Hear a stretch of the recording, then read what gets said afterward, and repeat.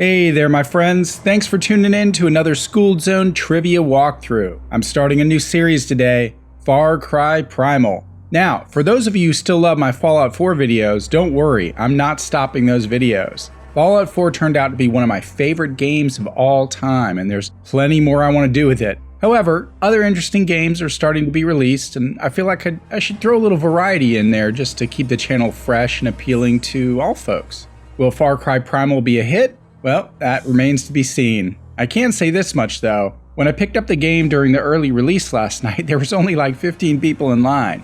I have tremendously high hopes for the game, but that doesn't bode so well, to be honest. Let's compare that now to Fallout 4. When I went to pick up that game during the early release, the line around my local GameStop was literally around the block. It was insane. People were drooling to get their hands on Fallout 4. So the line at my local GameStop has become a sort of litmus test for how well I think a game is going to do on the channel. But I am keeping an open mind because Ubisoft is one of my favorite gaming companies, and I feel terrible about not finishing Assassin's Creed Syndicate. If Black Ops 3 and Fallout 4 hadn't come out within a week of Assassin's Creed Syndicate, I would have totally finished that. In fact, I put out a video called Midterm Cram Session where I sort of lament about all the awesome games that came out like all at the same time a few months ago. In fact, I feel like even trying to juggle a few games during that period in November cost me a lot of views for Fallout 4 fans. I should have solely focused on Fallout 4 during that time, but lessons learned. In this case, I want to give Far Cry Primal a fair shot, but I will definitely be interspersing many more Fallout 4 videos.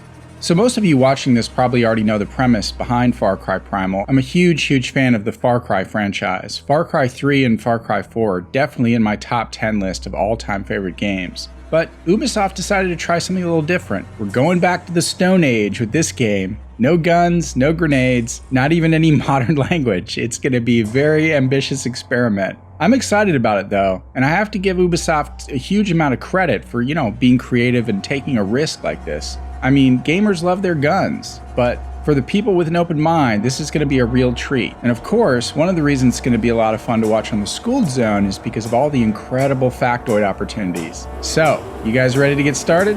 Let's do this.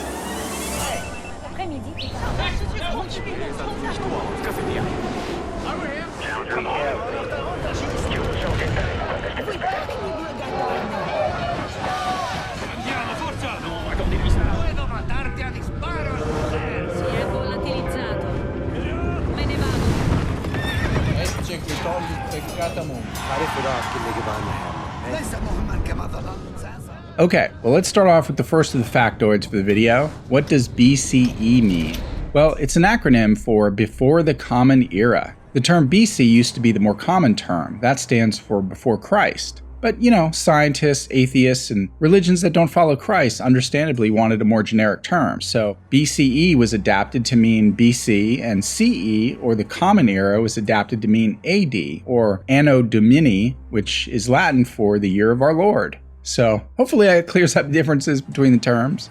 So what was going on during the 10th millennium BCE? Well, it revolves around the Mesolithic period of cultural history, which is a term that anthropologists use to describe this particular geological epoch. 10,000 BCE was just about after the Ice Age ended. There were about 5 million humans total on Earth compared to about 7.5 billion today, so it was pretty sparse. Plus, our human ancestors usually didn't live past 30 or 40 years old because of, disease and environmental hazards. That's just a crazy fact if you think about it. But anyway, cavemen were just starting to draw on cave walls to tell stories around this time, and the weapons, well, they were still made of wood and stone. There was fire though, so that's a bonus. So what counts as Central Europe? Well, the term usually implies the area around where like Germany, Austria, Poland, and the Czech Republic are today. Oh, and 10,000 BCE is past the Neanderthal man. I should have mentioned that. We're now in the semi-modern era of man. I guess you can call them Cro-Magnon man since we're talking about EEMH, which stands for Early European Modern Humans. So our character of Takkar, which we'll see in a moment, should be fairly sharp and ready for any challenges he faces. There just won't be that technology that we're used to in Far Cry games. We'll have to rely on the land.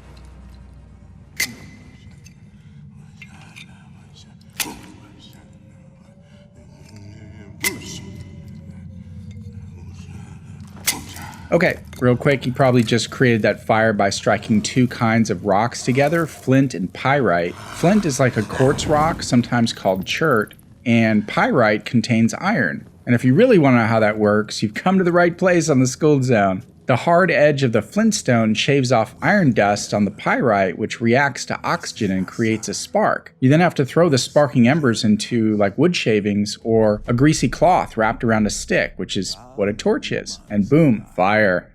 Winja duashala Tusama Winja urus waidarsh Guifa haplacha Winjai damsha Mabaya guama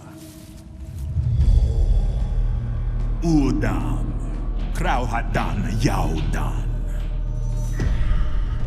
Isila Haskapuris Winjam Hiraguaspala Nu Laukas Guama Mash Apaskanti Winja Brashtar Balshayua Guasharsh Urus Sansharsh Mas Sansharsh. Okay, so Wenja, Oros, Udam, and Azila are all fictional names of tribes in the Far Cry Primal world, although their languages are based on what is called the Proto-Indo-European language. I read somewhere about how they created new languages for this game, kind of like Tolkien did for Lord of the Rings, so that's pretty cool. It might be hard to connect to the character by reading only subtitles, but like I said, I've got an open mind. So we have our woolly mammoths here. So, are woolly mammoths basically elephants? Well, for one, they're extinct. They are related to elephants, but they were a separate species. Elephants evolved alongside mammoths. They didn't descend from them, but they still did exist around when the game takes place, and the last of the woolly mammoths most likely died because of overhunting. So we're sort of seeing how they went extinct right here. I'm not exactly sure why woolly mammoths died off and yet elephants survived. If anyone thinks they know the answer to that, then definitely leave a comment in the After Skooled Club, which is the nickname for the comment section below. So for those of you wondering why they gave these guys blue eyes, well, I won't go into their marketing decisions, but blue-eyed hunter-gatherers in Mesolithic Europe did exist. So at least you can't say the choice is unfactual. The gene for blue eyes supposedly came from Northern Europe around the Baltic Sea area. So there you go. Right behind you, Dalso. I don't want to get crushed by these behemoths. So I have to say, before we begin hunting animals, that I am a huge animal lover. And this is going to be a tough game, but you know...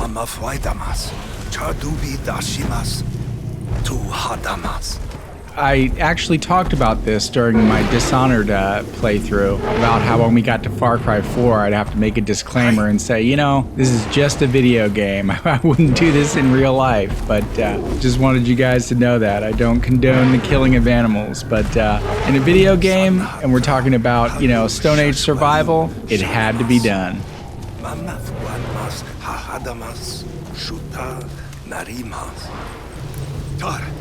I want Mammoth, Uchamsha Takkar, no Mashwantar, Purha Shitaugash.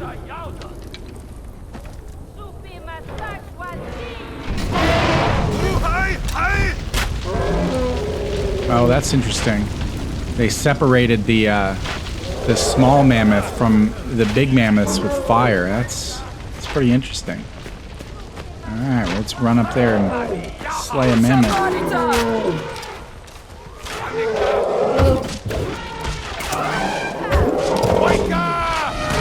Oh, dang.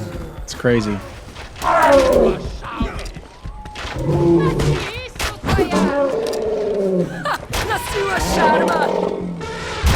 Poor little buddy. Jeez. I saw some spears over here. Let's grab these.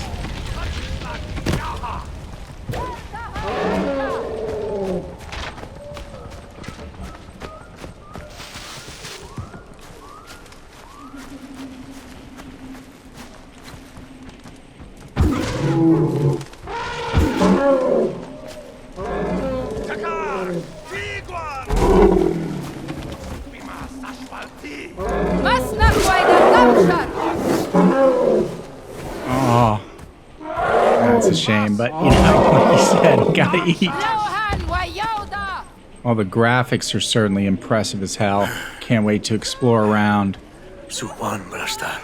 Suwan.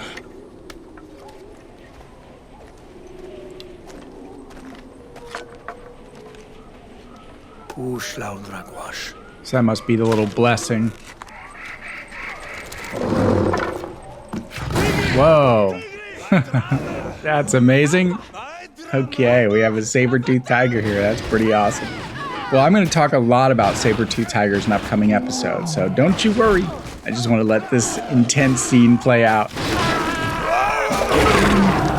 Oh, man. I tried to save my friend. Can I spear him? Oh, man, we're right at the edge of a cliff. What a place to be. Okay, I think he just grabbed me and pulled me off the cliff so I wouldn't get eaten. Oh, snap. Literally.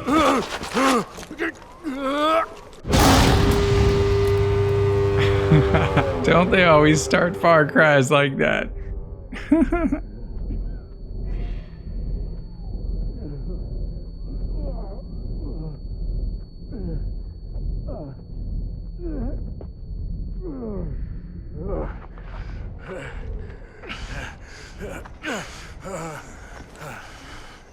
My Shanchita Takkar.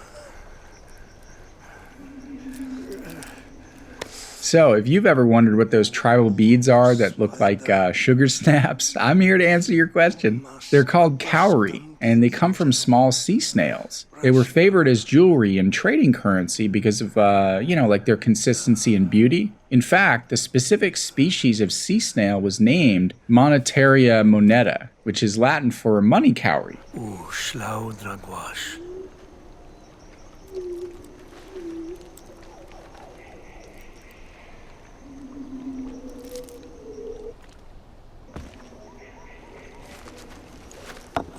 There's actually a name for this type of burial grave where you pile on stones. It's called a cairn.